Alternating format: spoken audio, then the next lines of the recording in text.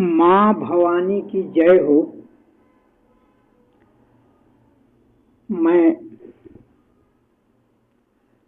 देवी माँ को प्रणाम करते हुए शुरू करता हूँ। एक मित्र ने YouTube पर किसी आर्य समाजी के द्वारा मूर्ति पूजा का खंडन करते हुए सुना और बड़े दुखी हुए। मूर्ति पूजा करने से 15 नुकसान होते हैं,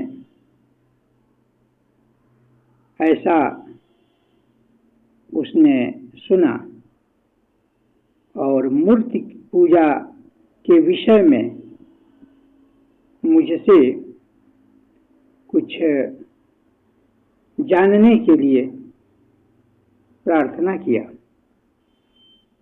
आज उसी के उत्तर में कुछ कह रहा हूं। मेरे मित्र, आप दुखी न होइए। मूर्ति पूजा आज की व्यवस्था नहीं है, ये सनातन से चली आ रही है, आज भी है, भविष्य में भी यह चलती रहेगी। कोई आर्य समाजी इसका खंडन कर दिया तो इसमें दुखी होने की कोई बात नहीं है। आर्य समाज का जब से प्रारंभ हुआ उसके पहले से यह व्यवस्था रही है, उसके पहले से रही है। इसलिए आप ऐसा समझें कि इसमें आप दुखी न हो और इसके रहस्य को जानने की कोशिश करें। परमात्मा तक पहुंचने के लिए 2 मार्ग हैं, एक बाह्य बाहरी और एक भीतरी। और दोनों में पात्रानुसार कोई अगर तल्लीनता से, मनोयोग से लगता है तो चाहे जिस मार्ग में लगे उसको उस परम तत्व की प्राप्ति और अनुभूति होती है। आप ऐसे समझें, मूर्ति एक सहारा है, बाहरी सहारा, मन को विमल करने के लिए, चित्त को शुद्ध करने के लिए। कोई छोटा बच्चा जो मां के गर्भ से बाहर आता है, उसको अगर सहारा न दिया जाए तो वह कैसे विकसित होगा, कैसे आगे बढ़ेगा। उसी तरह से मूर्ति पूजा परमात्म तत्व को जानने के लिए, आत्म तत्व को, आत्मबोध को प्राप्त होने के लिए एक सहारा है। जैसे जैसे बच्चा बड़ा होता जाएगा उसका वो सहारा जो प्रारंभ में रहा है छूटता जाएगा। वह जब चलने लगेगा तो फिर उंगली पकड़वाने की जरूरत नहीं होगी। धीरे धीरे वह दौड़ने लगता है और आगे बढ़ता है, विद्यालय में जाता है, विद्या अध्ययन करता है, अपने सगे संबंधियों को पहचानने लगता है। एक दिन ऐसा होता है कि वह प्रबुद्ध नागरिक बन जाता है। तो आप बताइए, क्या यह बिना सहारे का हुआ? नहीं हुआ। सहारे में भी अंतर है। पहले मां उसको धीरे धीरे सहारा दी, आगे गुरु से सहारा प्राप्त हुआ और आगे समाज के द्वारा सहारा प्राप्त हुआ, तब वह प्रबुद्ध हुआ। उसी तरह से जिसको अध्यात्म के मार्ग में आगे बढ़ना है, उसको मंदिर, मूर्ति, ये सब समझना चाहिए। मंदिर अर्थात पवित्र स्थान, जहां जाने के बाद मन पवित्र हो जाए। मूर्ति अर्थात जिसको देखने के बाद एक भावात्मक रिश्ता बनता है, एक नाता जुड़ता है, और जिस देवी या देवता की मूर्ति होती है वह उसी तरह से भाव करता है, मानसिकता उसकी बनती है, पाप पुण्य समझ में आने लगता है कि क्या पाप है, क्या पुण्य है। फिर धीरे धीरे उस देवी या देवता के मंत्र या उसके नाम को जपना शुरू करता है और क्रमशः वह बहुत आगे बढ़ जाता है। मित्र, आप सुने भी होंगे, राम न सकहि नाम गुण गाई। राम भी नाम के गुण को नहीं गा सकते। मंत्र जाप मम दृढ़ विश्वासा, पंचम भजन सुवेद प्रकाशा। ये भजन का, ये भक्ति का एक प्रकार है, मंत्र जप करना और विश्वास के साथ। ऐसे करने से वह आगे बढ़ेगा। और एक नहीं, अनेक उदाहरण ऐसे हैं जो इस विधि से लोग, भक्तगण, चमत्कारिक अवस्था को प्राप्त हो गए। रामकृष्ण परमहंस जी को देखिए, मीराबाई को देखिए, रैदास जी को देखिए, ये ऐसे भक्त हुए हैं। अभी और इतने हैं, शास्त्रों में देखिए कि कितनी चमत्कारिक अवस्था प्राप्त हुई, कहां से कहां चले गए, इस पर देखिए। और ये तो करके देखने की बात है। जैसी दृष्टि बनाएंगे उसी तरह से आप हो जाएंगे। जैसा सोचेंगे उसी तरह से आपका जीवन बन जाएगा। तो क्यों न सार्थक दृष्टि अपनावें, पॉजिटिव। नकारात्मक क्यों? अगर नकारात्मक अपनाएंगे तो उसी दिशा में जाएंगे।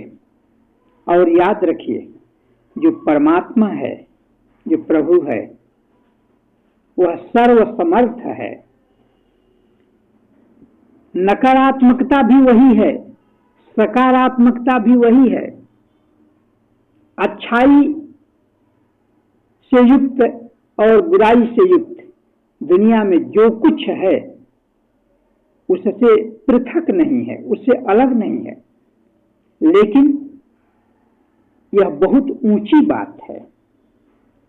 इस तरह से देख लेना कि जहां दृष्टि जाती है उसी के दर्शन होते हैं। ये तो बहुत ऊंची बात है। ये तर्क वितर्क करने की बात नहीं है। और वह बंधु जिन्होंने खंडित किया मूर्ति पूजा को, मूर्ति पूजा जो है उसका खंडन किया, तो उनकी दृष्टि ऐसी ही है। उनकी दृष्टि में पत्थर के अतिरिक्त कुछ भी नहीं है।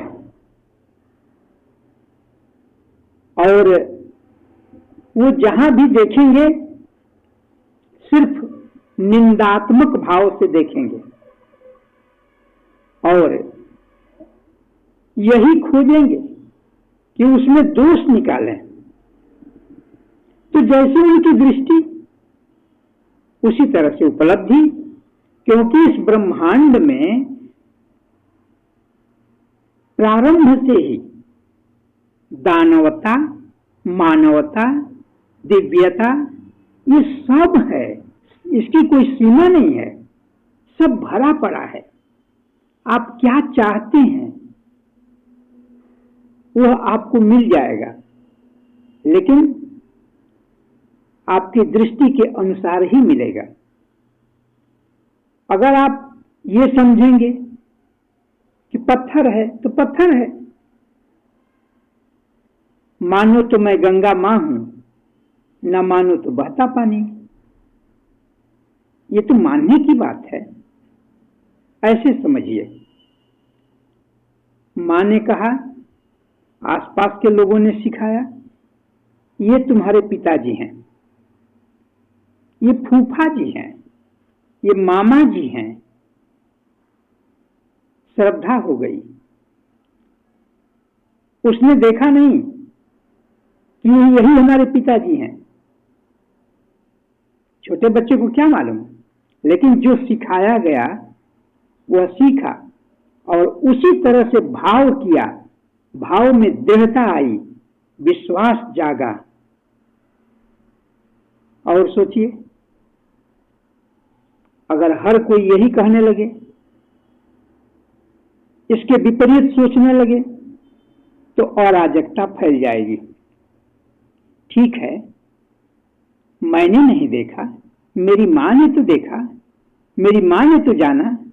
मेरे पिताजी कौन है, मेरे मामा जी कौन है, मेरे फूफा जी कौन है। तो इतना तो विश्वास करना ही है, वो जो कह रही है सही कह रही है। उसी तरह से हमारे जो शास्त्र कह रहे हैं, तो उन शास्त्रों पर विचार करते हुए कि वो हमारे हित में ही कह रहे हैं। अब वे शास्त्र हमारे आज के बनाए हुए नहीं हैं, सनातन हैं, बहुत प्राचीन हैं। उन्हीं सिद्धांतों पर चलना चाहिए। इसी से कुछ प्राप्ति होगी, अन्यथा अशांति बनी रहेगी। और प्रभु की प्राप्ति कौन कहे, बस दानवता की प्राप्ति हो जाएगी। और एक बात आपको बता दें, ऐसा न सोचिए कि आर्य समाजी ऐसा कह दिया तो आप बस आर्य समाजी कह दिया। अरे उसके पहले भी कितने लोग कहते आए हैं। गोस्वामी तुलसीदास जी जब रामचरितमानस लिख रहे थे, उस समय भी कुछ लोग ऐसे थे जो मूर्ति पूजा का खंडन करते थे, उस समय भी थे, तो आज भी हैं, उस समय भी थे, उसके पहले भी लोग रहे होंगे। लेकिन देखिए, ये लोग आते हैं, चले जाते हैं, और हमारा सनातन उसी तरह से चमकता रहता है जैसे पहले था। हमारे तीर्थ स्थान आज भी वर्षों वर्षों पुराने आज भी हैं। राम का नाम, मां भवानी का नाम आज भी है। आज भी नवरात्रि का व्रत होता है।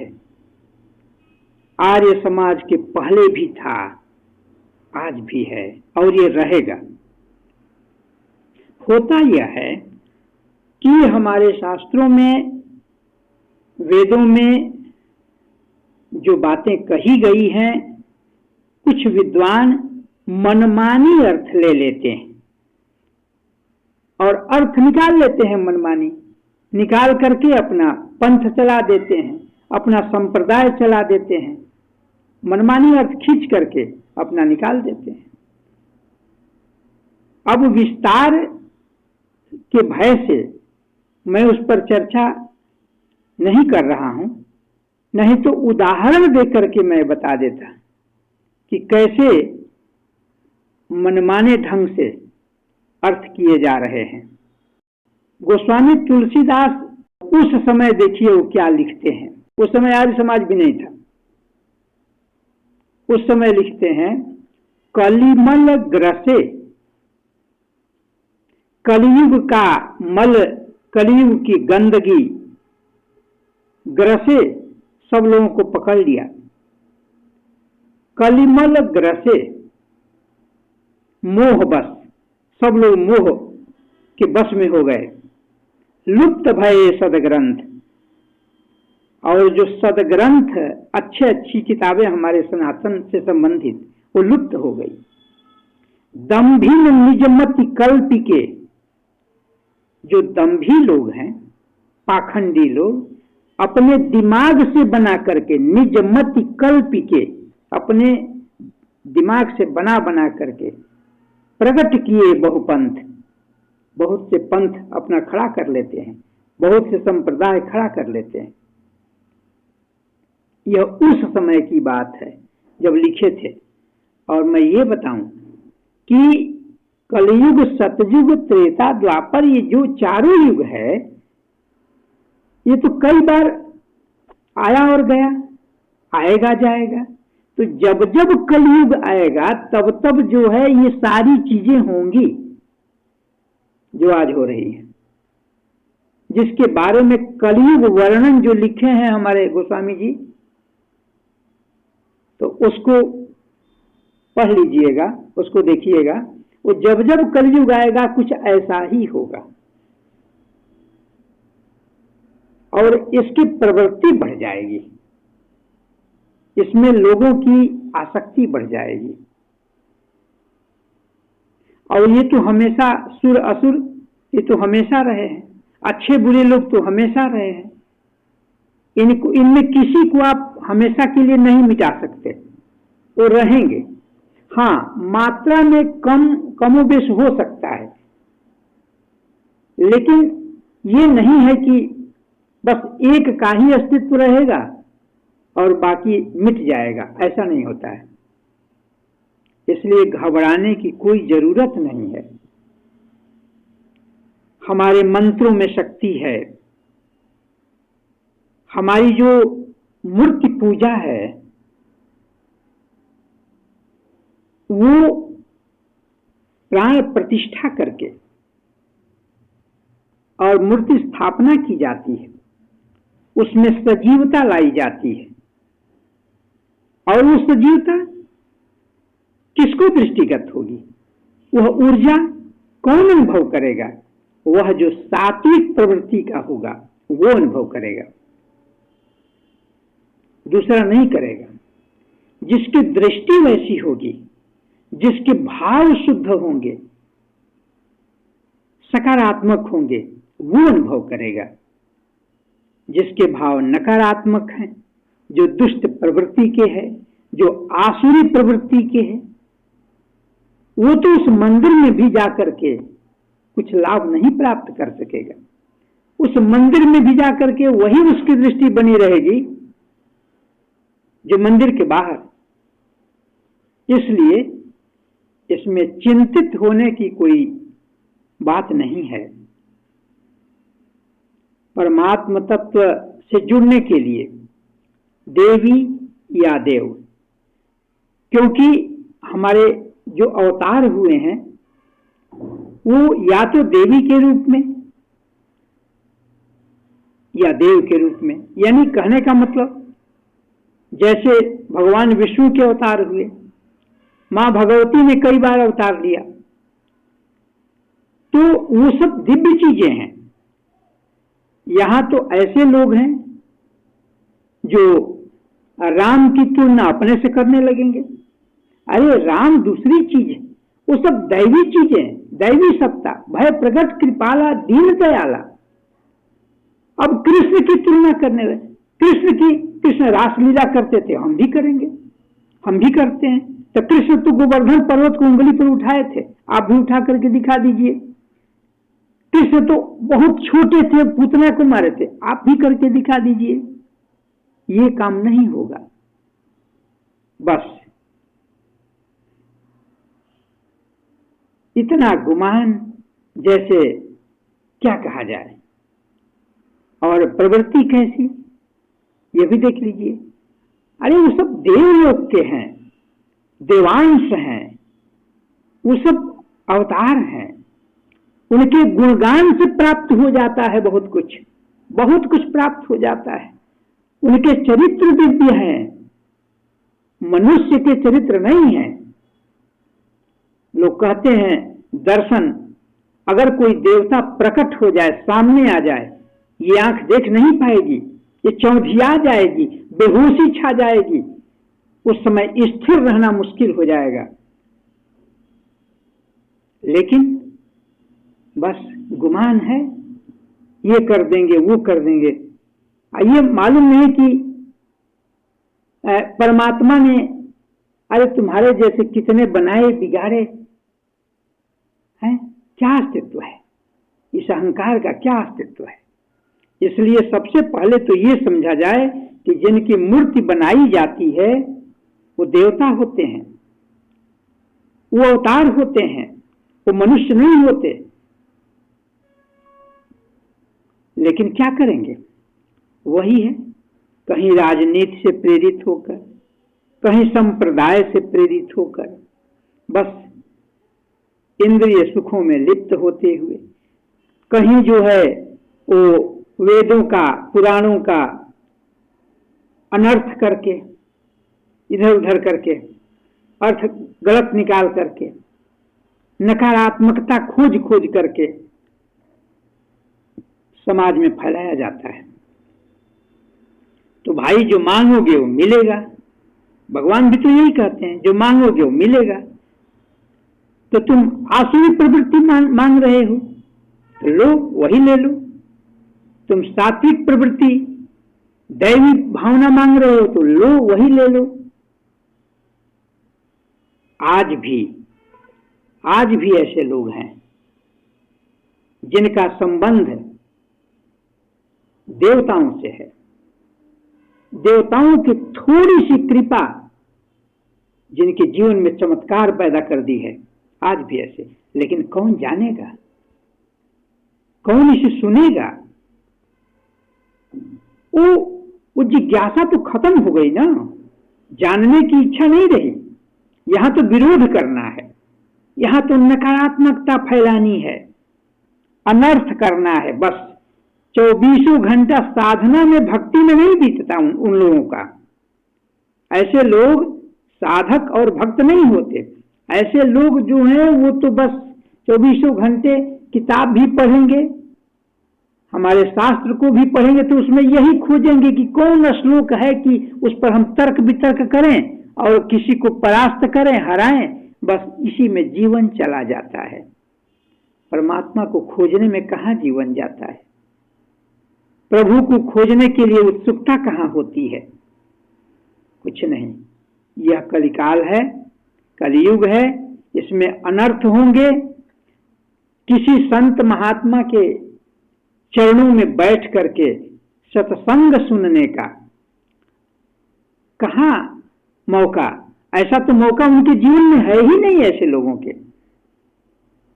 मैंने कई आर्य समाजियों से बात भी किया है। मैंने देखा है जो स्वामी कहलाते हैं, स्वामी अमुक ऐसे करके कहलाते हैं, बड़े प्यार से, बड़े धैर्य से उनके सामने कुछ रखा जाता है, तिलमिला जाते हैं, तिलमिला जाते हैं। क्या करेंगे? मेरा तो उद्देश्य यह नहीं है, और मैं नहीं समझता कि मेरे पास इतना समय है व्यर्थ का कि उन लोगों से तर्क वितर्क करके उसी में समय बितावे। मेरे मित्र, अगर उत्सुकता हो जाए प्रभु प्राप्ति की, तो स्वयं वह किसी न किसी रूप में, गुरु भी ना मिले तो स्वयं गुरु बन करके रास्ता दिखा देगा।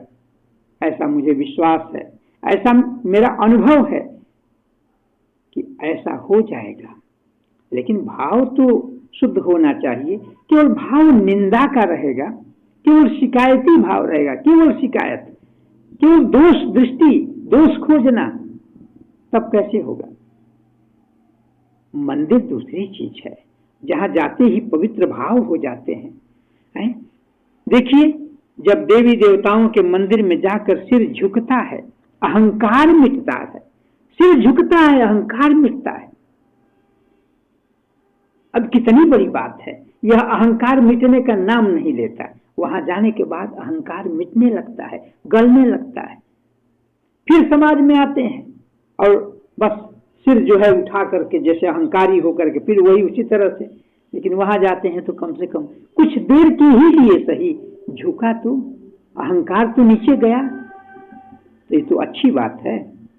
और सबसे बड़ी बात कि जिन्हें इसे जानना है, मूर्ति के रहस्य को, या मूर्ति में भी परमात्मा कैसे प्रकट हो जाता है, जिन्हें ये समझना है, वो जप करें, मंत्र जप करें, नाम जप करें, वो ध्यान करें भक्ति भाव से, और धर्म के जो 10 लक्षण हैं उनको धीरे धीरे अपने अंदर ले आवे, धीरे धीरे।